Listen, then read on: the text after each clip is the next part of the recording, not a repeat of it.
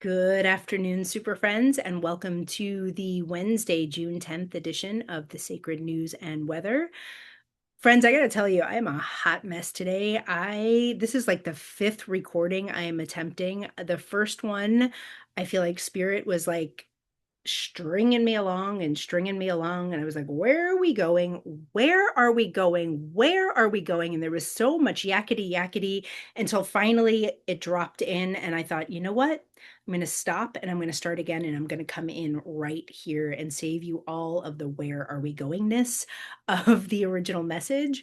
I do want to say that I have been standing out in the sun for my son's graduation. So I'm kind of a hot mess. And so we'll see how this goes. This is, again, recording, I think we're on number 5 because words weren't coming out. We're just going to see what's going to happen. But I do have what feels like a fairly significant message for us today. So I'm going to see if I can actually get her out and get her done.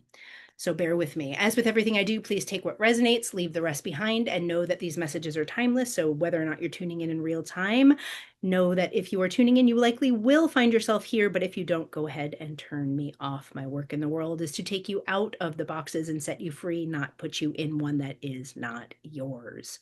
Okay, so here we go. In the stringing along of all the things and stuff where I began today, I saw and started with two tarot cards. The first is the Four of Cups, but it's not the Four of Cups from the traditional deck. It is the Four of Cups from the Tarot of the Spirit or the Spirit of the Tarot, and it is the flood. It is the place where we have reached stability. The fours are a stable number. Think of like table legs. Think of four stable table legs holding up a table. It's very sturdy, it's very stable.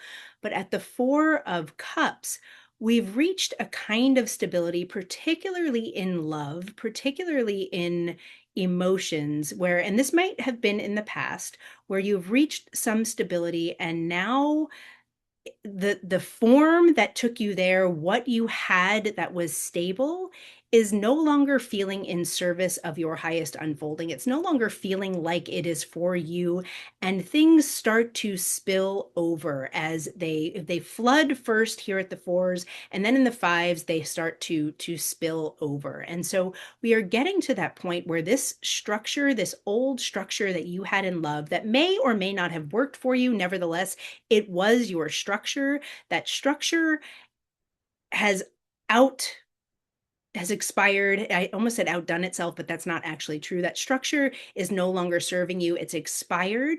And you have a choice here, which is to kind of walk things back to the threes and rebuild with what you had. Or you can allow the flood waters to spill over. You can allow all the flow, all the tears, all of the feelings to flood in and spill over so that we can get to the sixes. In this deck, the Six of Cups is faith. It's like getting to this place where you trust in your soul, you trust in the divine, you trust in your highest alignment rather than this old structure in love that you have outgrown and have caused you to shed tears, have caused you to be in great discomfort. It's no longer stable. It's like the wobbly leg, we got to take the wobbly leg off and we're back at the threes, or we get to the fives where there's just too many legs and we've got to cut back, we've got to like knock some out. But where we want to get to is the sixes, which is really the new form. So that's where we're trying to get to here. And what I'm seeing in a practical sense about that is that some of you are I don't want to say living in the past because it's not that. You might be very much in the present tense with a new partner, with new love, or with the desire to go forward and create new love, but we cannot create it from this old place with this old structure in play. This old structure is outdated. It is actually going to cause more harm for you to believe that love looks like that or love has to be like that, and for you to try and fit in what is either here before you or what's to come. If you try and fit what is here for you or what's to come into this old form, it is not going to work. And I feel like some of you have actually rejected new love. Some of you have actually rejected soul bonds. You have rejected deep love because you were trying to understand this love. You were trying to fit this new love, this new form into the old structure, and it was not working. And there was a lot of discomfort. There was a lot of like in battling. Like what the image that I see is like being swaddled too tight and like trying to like create elbow room for yourself and not finding it. The other piece that I felt, which is what had me rambling in my first message, was the card that I saw was Resurrection. It's from the same deck. It's also known as the Judgment deck, for the Judgment card, for those of you who are tarot readers or enthusiasts. And in this deck, Resurrection really has to do with like being rebirthed into a new form. It is very much a card of divine union. So at the fours, we're talking about union also. Here at Resurrection, we're talking about coming into oneness in our being, coming into, and I often talk about that still point at the center of your being where your divinity meets your humanity. That's what the Resurrection card is really talking about in this particular deck. And that's where I feel like I'm talking about now. Though for some of you who, again, know tarot, you know that the Judgment card often means the return of an old love, the return of a person from your past. It often, and that's also what the Six of Cups can mean as well. So I am seeing that, and I just want to affirm that for you. There is some flavor of the return of old love here, but here's what I need you to know. Part of what's happening in the fours in that restructure card that I saw, that restructuring energy, this old form has to go. It's no longer serving you.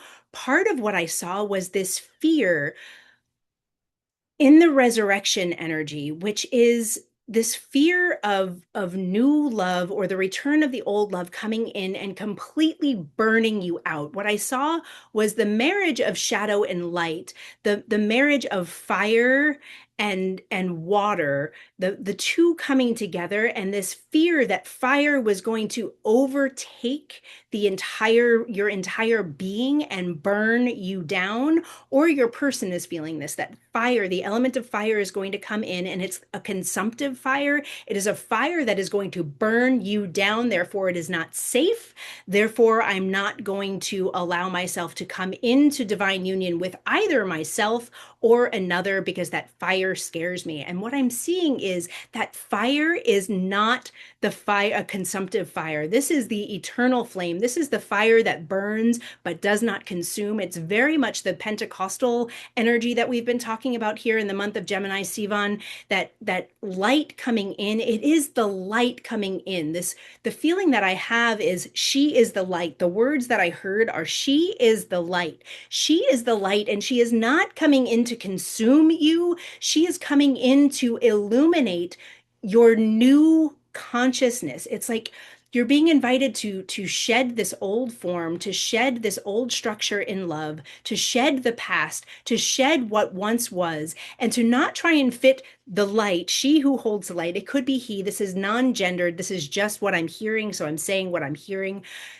It is not to fit this new light into this old form. It is to let the old form go. We actually don't want to go back to the threes, though some of you might feel better at that three, that first little freestanding form of the threes. Some of you are like, I want to go back there, but I'm telling you, there's really no going back, because even if you go back there, you're just going to have the same issue again. So don't go back, go forward, go over into the fives, allow everything to spill, allow all of your feelings to come up and out, allow all of your truths to come up and out, and know that she who is the light is not here to burn you down. She is here to illuminate all of the shadowy places in you that you have been too scared to look at, that you have been too scared to see. She is here for that, because once those shadows are illuminated, you come into divine union. You come into divine union with yourself.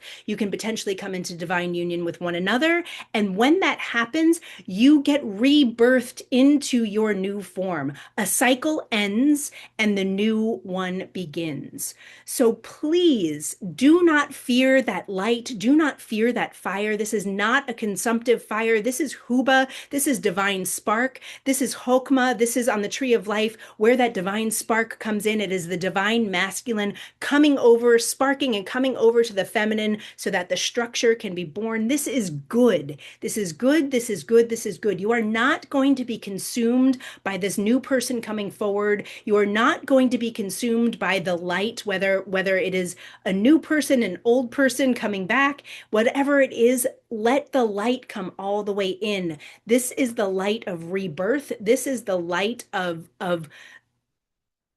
sorry, I just heard something and I want to make sure that I get it. The light of rebirth, the light of resurrection. This is okay, this is the light. Here we go. This is the light that is showing you all of the places where you have been judging yourself and then projecting that judgment out onto another. And so I can see where the light coming in can feel frightening. It can feel a little bit like like wildfire, like out of control, but it's because it's illuminating all of the judgments that you have about yourself, which are really sometimes hard to listen to and hard to hear. And that's part of what the noise that I'm hearing. It like you think it's going to, you think it's the light that is calling you bad or wrong or not enough or not worthy, but it is actually your own judgment that is doing that. And this light is going to shine a light on the judgment. But once it shines a light on the judgment, you are going to become aware that this is your judgment about yourself. This is, and these are judgments that are like chatter and noise in your brain that actually need to go. And if you can allow her light, if you can allow that light, and it might just be the divine feminine, the she may not be a person, the she might just be the mother, the divine feminine. If you can allow her light to come all the way in, she is going to shine her light on those shadowy places. You will see that these are parts of you that you have been afraid of that are old and actually are unworthy of all of your attention. Like it's like once that light comes in, it's kind of like, oh, is that all? Is that all that's been here all this time? So let that light come in. Let it consume all of your judgment. Let it consume the judgment that you might have been projecting onto another person or other people. Let that fire come through. I promise you, it is not a consumptive fire. It is not going to burn you down. It is an eternal flame that is going to continue to renew you. Allow your structure, your new structure of love or what love can look like. Allow for, I'm hearing again, allow for her unconditional love. Allow that divine feminine love to come all the way in. Allow her to flood you. Allow your emotions to spill over. Let them move up and out and trust. Have faith. There's the six. Sixes are the six. We have faith. Have the faith that this process is for you. This love is for you. This unconditional love, this divine feminine love is for you. This fire is for you. All of this is for you. You are not going to be consumed. That which is no longer serving you is going to be burnt down, is going to be taken down to the ground so that you can be rebirthed, so that you can be resurrected. Yes, it can feel frightening because you are essentially dying. An old version of you is dying off, but it is so ready to go so that you can be reborn into new love, into new abundance, into the newest version of yourself.